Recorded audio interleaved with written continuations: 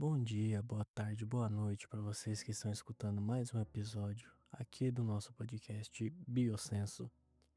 Hoje estou precisando falar um pouquinho mais baixo porque já estou gravando de noite. E como dito no primeiro episódio, esse podcast ele é um programa dedicado à ciência e na divulgação da ciência. E com o tema de hoje não vai ser diferente. Então, como vocês já viram no título do episódio, o tema desse vídeo é homossexualidade. E, como um podcast de ciência, eu queria trazer os fatores biológicos e as evidências científicas sobre a homossexualidade. Nesse episódio, eu vou focar então somente na parte científica e só da homossexualidade. Eu posteriormente poderia fazer um outro vídeo separado só sobre transexualidade e aspectos científicos também.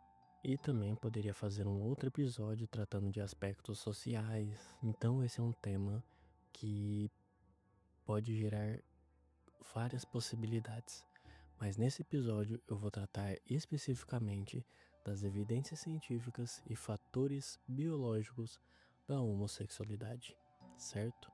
Então vamos lá. No dia 28 de junho é comemorado o Dia do Orgulho LGBT. E por que dia 28 especificadamente? Dia 28 foi o evento que ficou conhecido como a Rebelião de Stonewall. Em 1969, houve uma batida da polícia em uma boate gay privada. Naquela época, era proibida a venda de bebidas em estabelecimentos considerados, entre aspas, gay. Então houve essa batida policial e eles queriam prender uma mulher que estava trabalhando naquele dia. E aí começou uma revolta, uma rebelião. Os manifestantes, né, começaram a protestar e a reagir em oposição a essa repressão da polícia. E até hoje esse dia ele é lembrado e como um marco para a história dos direitos LGBT, tanto que o mês todo é dedicado ao o mês do orgulho. E essa rebelião de Stonewall, ela é reverenciada, ela é homenageada nas paradas gays pelo mundo inteiro. E a homossexualidade, ela é natural? Primeiramente, a gente precisa definir o que é homossexualidade. Então, em linhas gerais, a homossexualidade ela é definida como a atração física e emocional por pessoas do mesmo sexo. E natural, a definição de natural é que pertence ou se refere à natureza, ou seja, sendo regido pelas leis da natureza, provocado pela natureza, certo? Então, respondendo à pergunta, a homossexualidade é natural? Existe homossexualidade na natureza? E a resposta é sim. E ela é encontrada na natureza o tempo todo, em praticamente todas as espécies animais que a gente encontra. Porém, uma coisa que a gente pode discutir se dá para chamar isso de homossexualidade, ou apenas um comportamento, entre aspas, novamente, não padrão heterossexual. Afinal, nós precisamos entender que essa é uma definição humana e que humanos dão nomes para as coisas para poder entender o mundo que a gente vive. Então, uma analogia que eu gosto muito, que é dada pelo Emílio Garcia, que é que nós temos a necessidade de botar tudo em caixas. Por exemplo, na definição de herbívoro. Se um herbívoro tá lá comendo a grama e por acaso acaba comendo um, um inseto, isso não tira a classificação dele de herbívoro porque ele não tá nem aí. Ele não sabe que ele é herbívoro. Ninguém vai chegar lá pra por exemplo, a vaca falar: Ô vaca, você comeu um besouro, você não pode porque você é herbívora. Não, isso não existe na natureza. E exatamente assim funciona com a homossexualidade. Então, a homossexualidade ela é natural, principalmente em animais sociais, animais que vivem em sociedade. E eles não chamam isso de homossexualidade, eles nem chamam isso. Eles não estão preocupados em chamar de um nome. só acontece e tá tudo bem. Muitas vezes é até vantajoso para o grupo. Relembrando as suas aulas de biologia. Então, algumas espécies de seres vivos se reproduzem assexuadamente e outras se reproduzem sexuadamente. Reprodução assexuada é quando não ocorre as trocas genéticas. Então, o indivíduo não precisa de outro para fazer as trocas genéticas e se reproduzir. Ele se reproduz de uma forma clonal. E agora, nos sexuados, que fazem reprodução sexuada, ou seja, ocorre trocas de material genético, existem seres vivos que não têm sexo separado. Ou seja, mesmo que esses indivíduos se reproduzam sexuadamente, não existe uma distinção de um indivíduo para outro sexualmente. Então, quando a gente tem separação de sexos, então nós temos um indivíduo que é macho e um indivíduo que é fêmea, a gente chama isso de dioicos. E agora, por exemplo, em águas-vivas, nas minhocas, em alguns caramujos, nós temos seres que são monóicos, ou seja, não existe essa distinção. Não existe uma água-viva macho e uma água-viva fêmea. Esse processo também é chamado de hermafroditismo, que é quando um indivíduo produz os gametas masculino e feminino. E por que eu tô falando isso? Resumidamente, dentre todos os seres vivos, nós temos uma parcela dos seres vivos que não precisam de outro para se reproduzir. E dentre os seres vivos que se reproduzem sexualmente, existe uma parcela ainda que não existe diferença sexual. Ou seja, é tudo a mesma coisa, não existe essa diferença sexual. Isso é muito comum em plantas também, em fungos. E como que a gente define se é masculino ou feminino? Se um indivíduo é masculino ou feminino? Afinal, eu sei que tem muita gente que acha que essa diferença, que essa separação tem relação com o pênis ou com a vagina. E eu estou aqui para informar que não. Afinal, de novo, dentro da caixinha dos que são dioicos, ocorrem separação de sexos, existe ainda uma grande porcentagem, eu diria que a maioria não tem pênis. Então, essa separação de masculino e feminino não ocorre por órgão sexual. Então, o que classifica o masculino e o feminino? Isso, se você quiser, precisa anotar. Vou cobrar na prova. É considerado um indivíduo masculino, uma estrutura masculina, aquele que produz o gameta móvel. Então, gameta da aula de biologia, você sabe que é a célula que tem metade do material genético que é utilizado na reprodução. Isso é um gameta. E é considerado masculino aquele que faz o gameta móvel.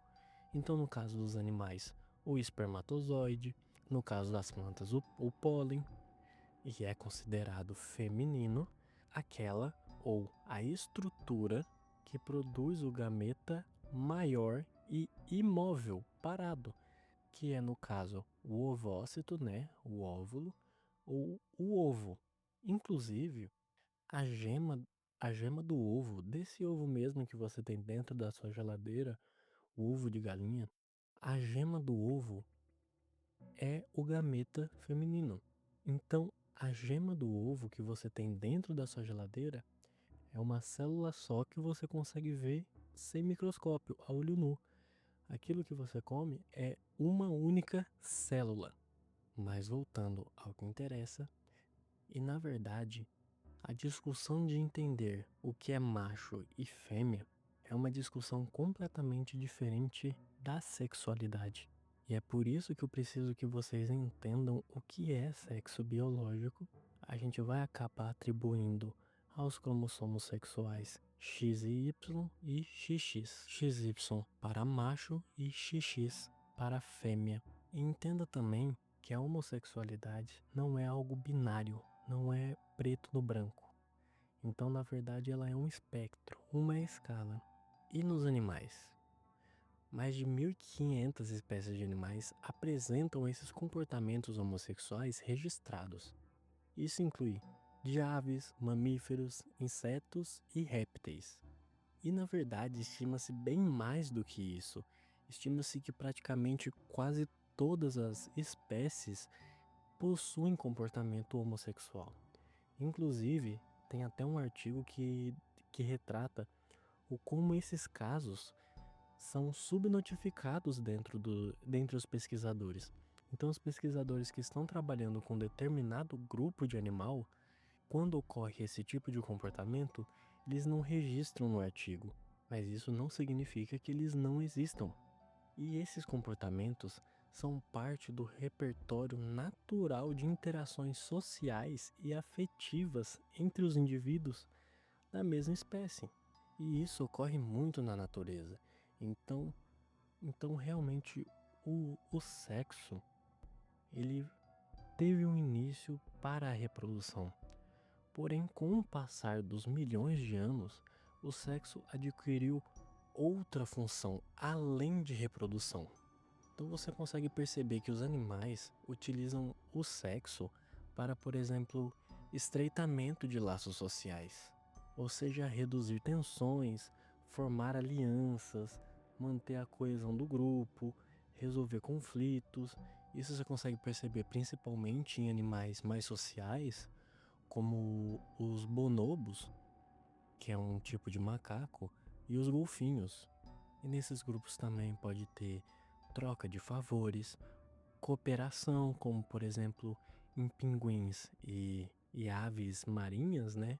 Machos da mesma espécie formam casais para cuidar de ovos ou filhotes juntos. Então, por exemplo, no caso dos pinguins, uma mãe bota um ovo e abandona o ovo, um casal de machos se unem em cooperação para poder cuidar desse filhote.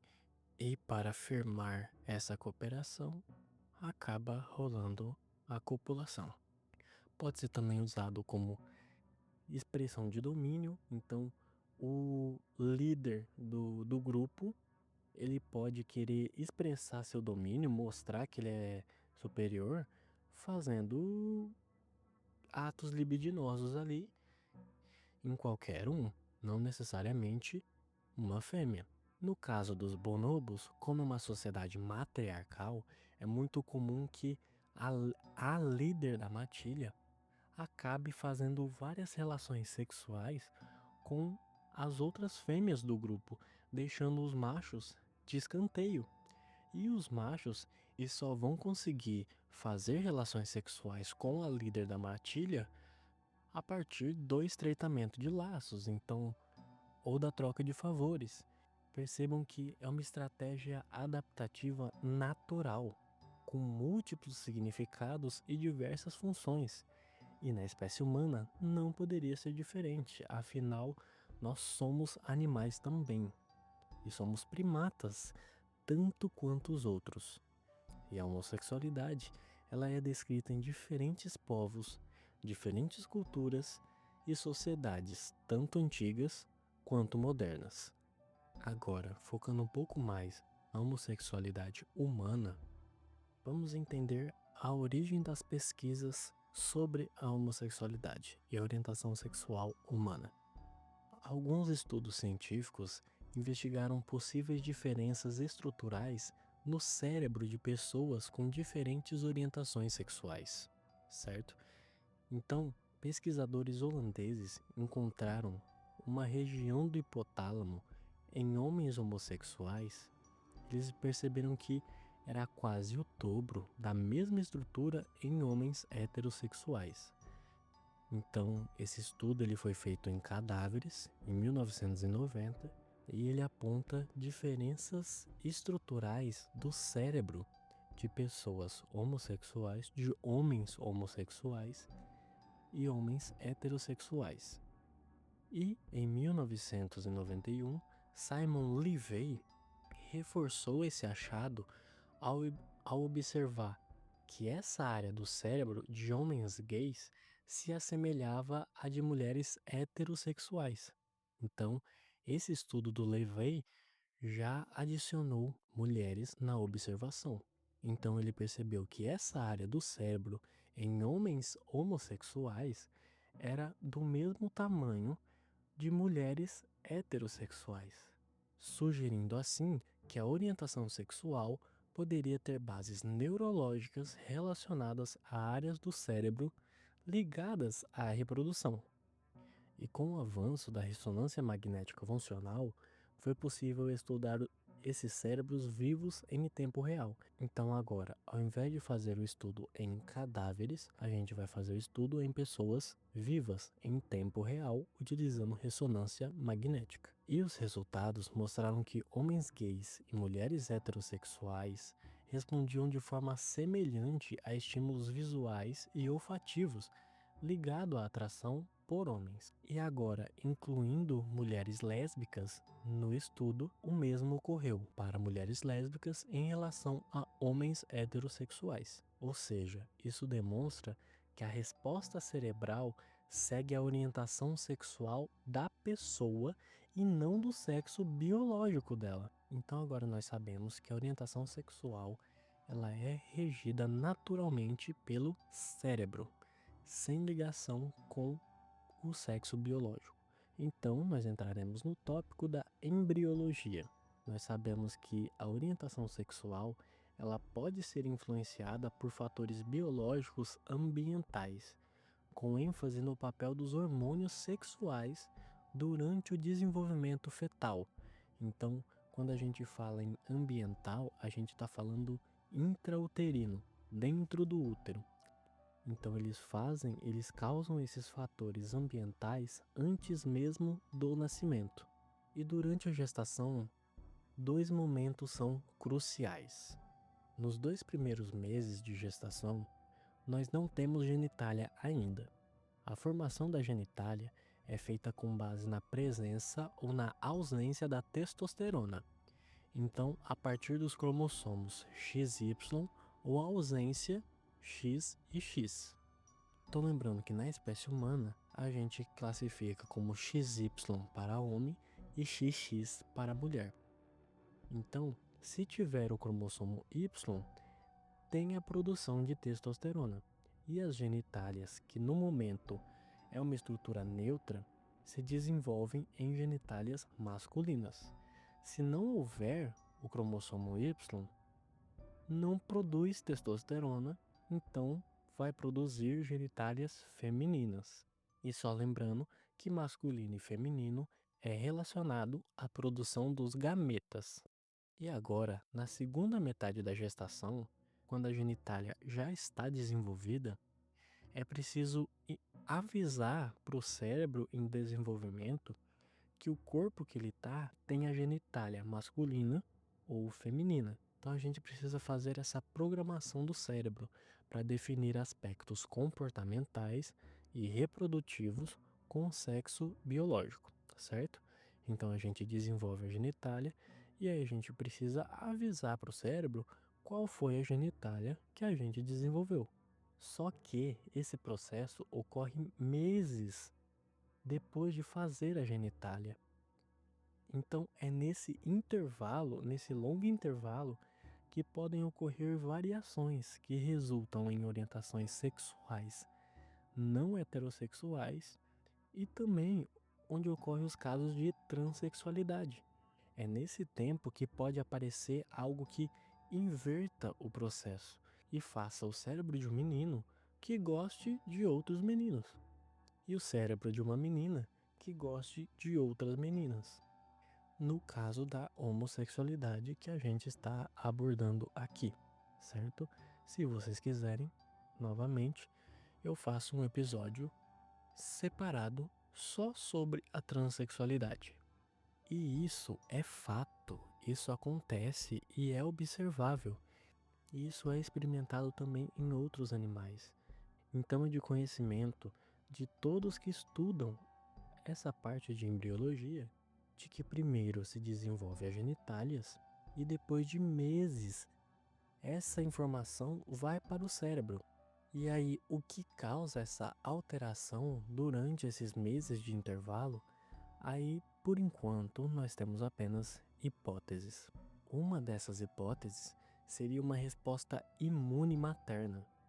Uma curiosidade: o corpo da mãe entende o bebê que está se desenvolvendo como um parasita, como um patógeno grande, porque o DNA do feto é diferente do da mãe. Então, algo que pode acontecer é quando o cromossomo Y mandar produzir testosterona, o organismo da mãe vai tentar combater essa testosterona, fazendo com que chegue pouco ou nem chegue testosterona para o feto. Olha que louco. Então, entendendo que o feto é um parasita e que ele mandou produzir testosterona, o organismo da mãe vai tentar combater essa testosterona. Inclusive, existe um termo chamado efeito da ordem de nascimento fraternal, que é o efeito que sugere que os filhos mais novos com irmãos mais velhos têm uma maior chance de homossexualidade, por causa dessa resposta imune da mãe. Outra hipótese para isso são fatores ambientais e fisiológicos, como por exemplo o estresse, a hiperplasia adrenal congênita, ovários policísticos, problemas na tireoide. Tudo isso acaba causando mudanças nos hormônios da mãe, o que pode acabar refletindo nos hormônios que vão para o feto. Embora essas hipóteses apresentem algum respaldo e são sustentadas por diversos estudos, elas ainda não explicam completamente a constância e a distribuição relativamente uniforme da sexualidade nas populações humanas, o que sugere que outros fatores, além de ambientais, outros fatores, como os genéticos, podem ser responsáveis por explicar essa parte. Então agora entraremos em um outro tópico, o de genética e epigenética. Então, na verdade, existe sim um fator genético que não pode ser descartado, pelo contrário, ele deve ser considerado. E a gente consegue ver que existe um fator genético a partir de estudos feitos com gêmeos idênticos ou monozigóticos, que significam que eles têm o DNA igual, certo? Então, monozigóticos têm o DNA igual. E eles têm cerca de 52% a 68%, quase 70%, de chance de ambos serem homossexuais. Enquanto os gêmeos dizigóticos têm cerca de 22%.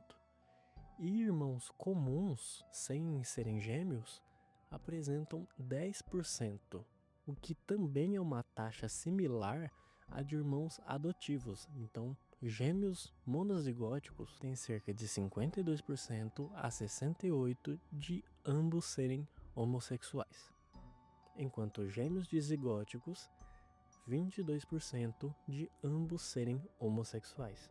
E tanto em irmãos comuns quanto irmãos adotivos, a taxa é de 10% que ambos sejam homossexuais. Esses dados sugerem que há componentes tanto genéticos quanto ambientais a serem considerados. E um estudo relevante da pesquisadora Nancy Siegel, com gêmeos criados separadamente, mostrou que características como personalidade, religiosidade e até a orientação sexual podem ser similares mesmo sem ter a convivência, sugerindo uma influência genética persistente, mesmo sem o mesmo ambiente compartilhado, mesmo sem a mesma criação. Mas Cauê, se existe um fator genético, a porcentagem dos gêmeos idênticos não deveria ser 100%?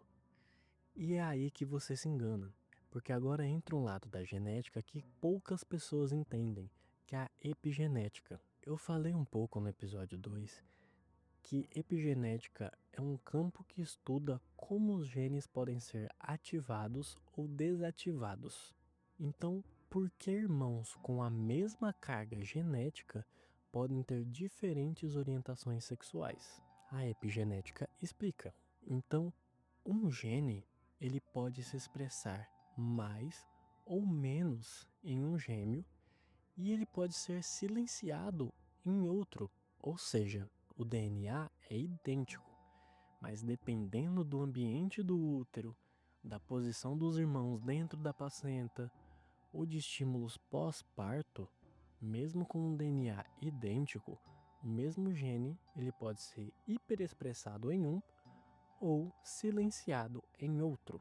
Existem estudos também sobre o cromossomo Y, sendo responsável pela produção de testosterona e o desenvolvimento dos genitais masculinos, sugerindo que as homossexualidades dos homens e das mulheres podem ter origens biológicas diferentes. E também existem esses estudos sobre o cromossomo X, porque alguns dados apontam uma maior incidência da homossexualidade em parentes do lado materno.